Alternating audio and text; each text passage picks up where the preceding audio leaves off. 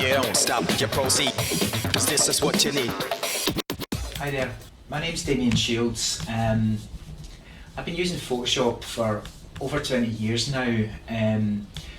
I use it quite a lot, almost on a regular basis, in my role as a deputy picture editor at the Herald and Times in Glasgow. Also, I work as a freelance photographer and retoucher. I just wanted to talk today about the wee course I'm going to be running with the NUJ. It's an introductory course in Photoshop. You know, all the time I've been using Photoshop, and it's been a long time. As I said, I use it almost on a daily basis, but I'm still probably just scratching the surface of the possibilities of what Photoshop can do. But I'm here now to say that if you've never used Photoshop before, or you know that you're just kind of approaching Photoshop or just using the basics, I just like to say, don't be daunted and don't be put off. There's a lot of stuff in Photoshop. There's a lot of menus, there's a lot of palettes, there's a lot of information in there, and it can be a wee bit scary sometimes if you haven't used it before, trying to understand, get to grips with all the tools and the adjustments you can make in there. But take it from me, as I say, I'm only using maybe about 20% of Photoshop on a regular basis, because ultimately, at the end of the day, you only really want to be using the specific tools and the techniques that are of use to you, and there's a lot of stuff in there that wouldn't necessarily be relevant to what you're trying to achieve with Photoshop. So in my course, I'll be touching upon stripping it down to the very basics, talking about the interface of Photoshop, opening files, working with basic adjustments like levels and curves, doing basic colour corrections, looking at how we can basically make selections within an image, making adjustments to those selections. I'll also be looking at how we can basically take image information from one file and paste it into another image, and effectively making composite images. So I'd just like to go through a little snippet of what to expect as part of the course with you today. So what I'm going to be looking at here is just basically the basic adjustment tools that we have in Photoshop. I have this image of a girl open on my screen, and I'm going to go to the top of the screen. I'm going to go to the image menu, and I'm going to go to adjustments.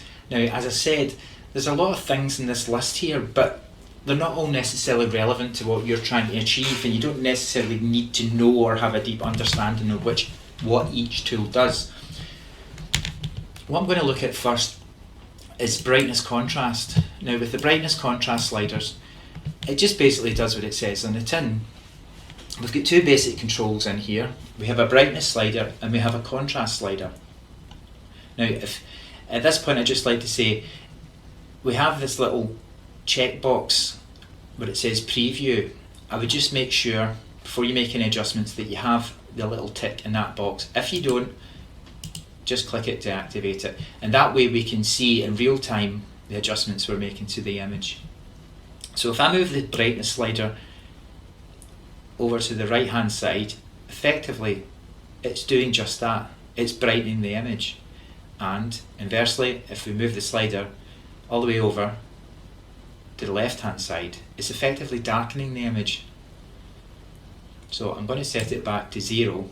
Now, in these boxes here, you can actually type in numerical values. The sliders go all the way to 150 and minus 150.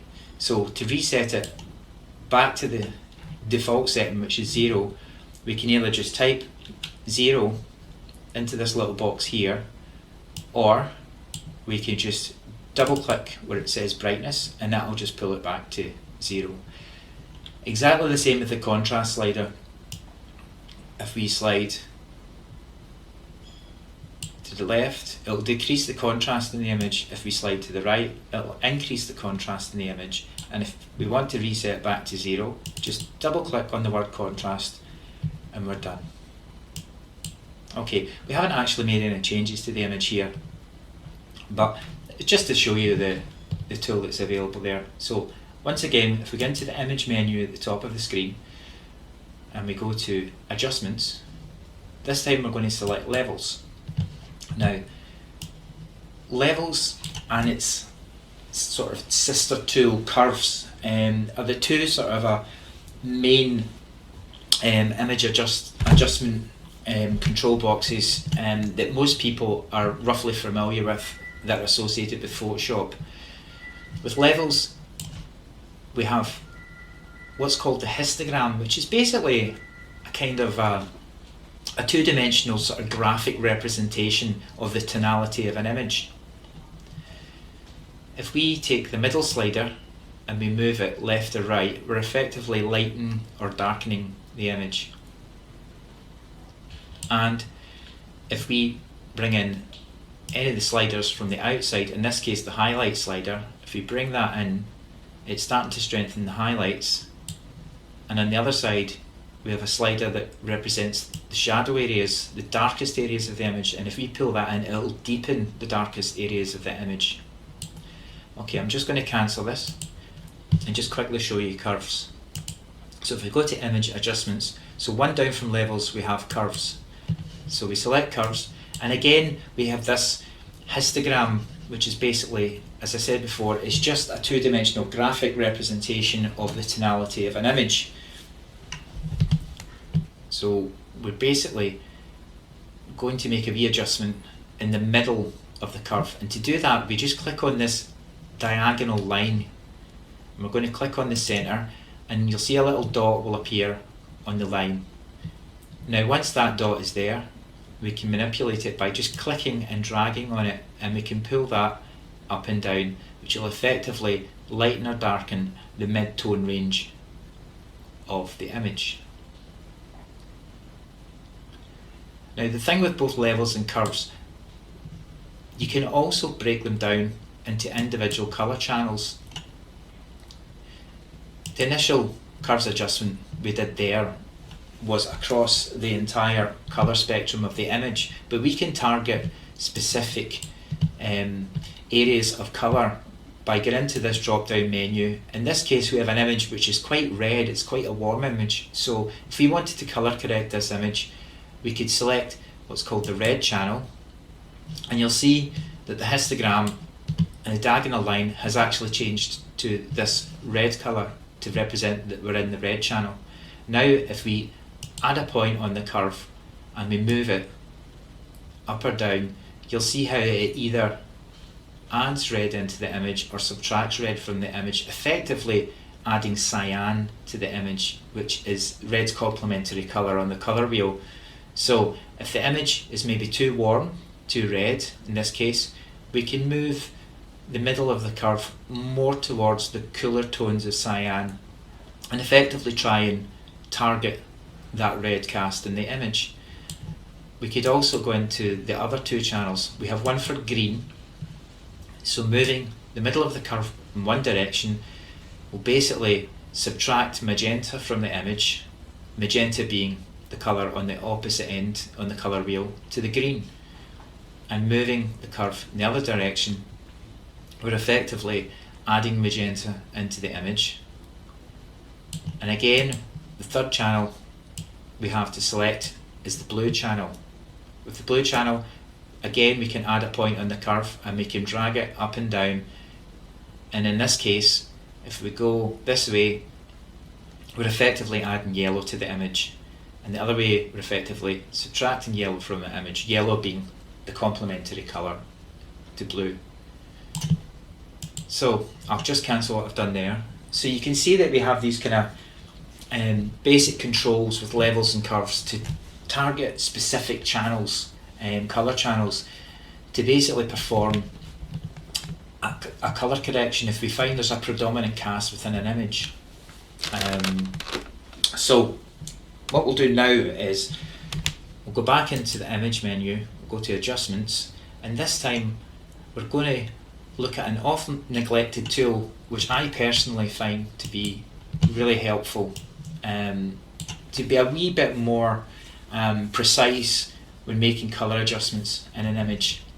Now the good thing about the colour balance tool is you have the option to target the shadow areas, the mid-tone areas, and the highlight areas.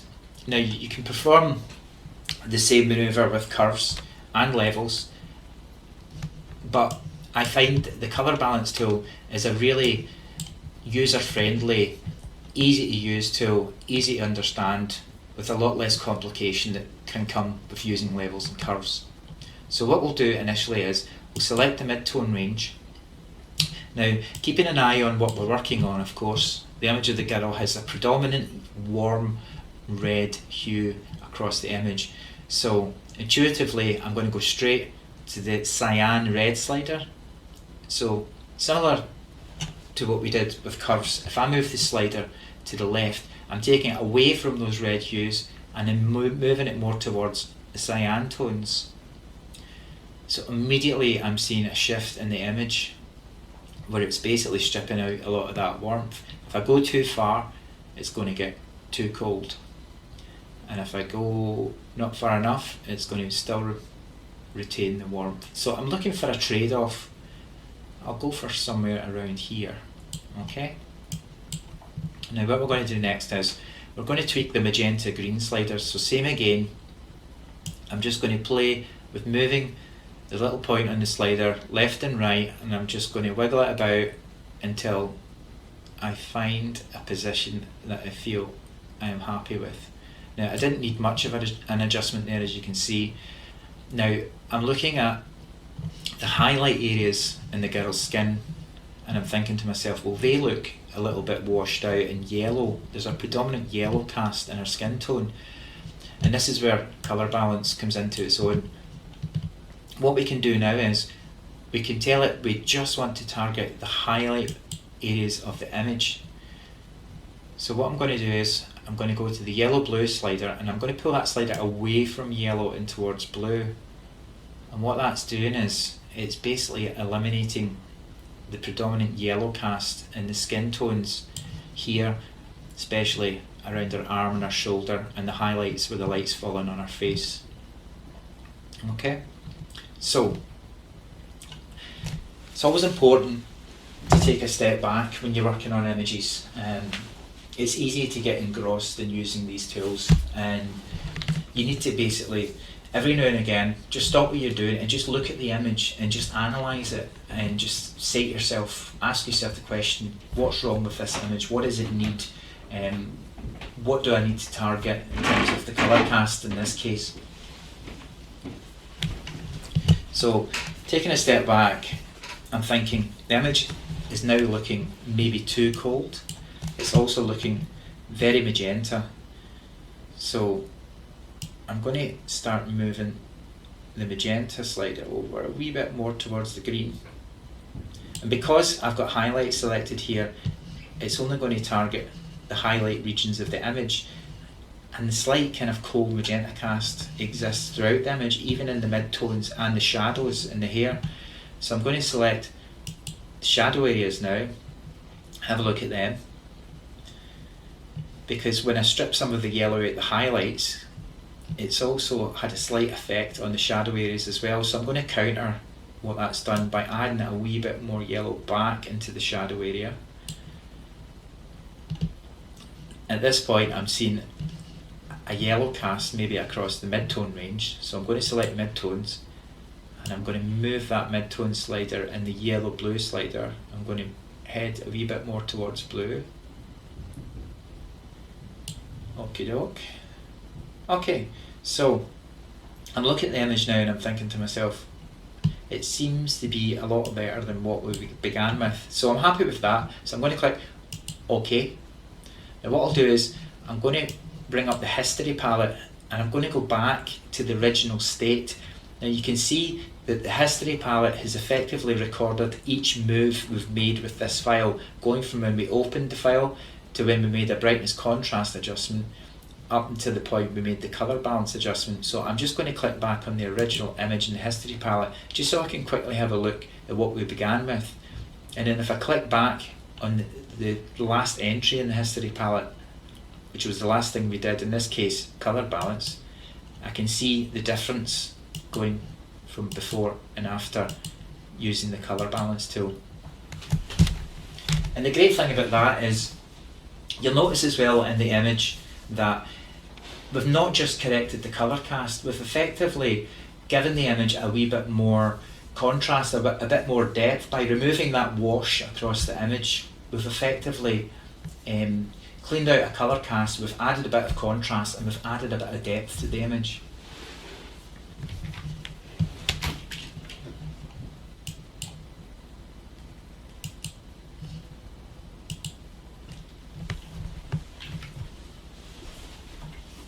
So, if you're interested in learning a wee bit more of all the other topics that I've got coming up in my course, just check out the details at the end of this video, and hopefully I'll see you soon.